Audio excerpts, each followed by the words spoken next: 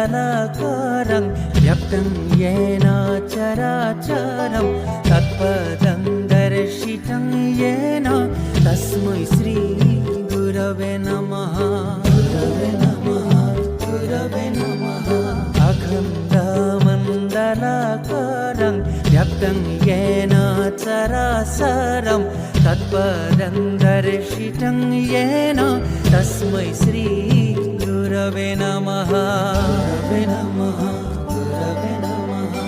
अखण्डमण्डलाकारं व्याप्तं येन चराचरं तत्पदं दर्शितं येन तस्मै श्री गुरवे नमः। गुरवे नमः।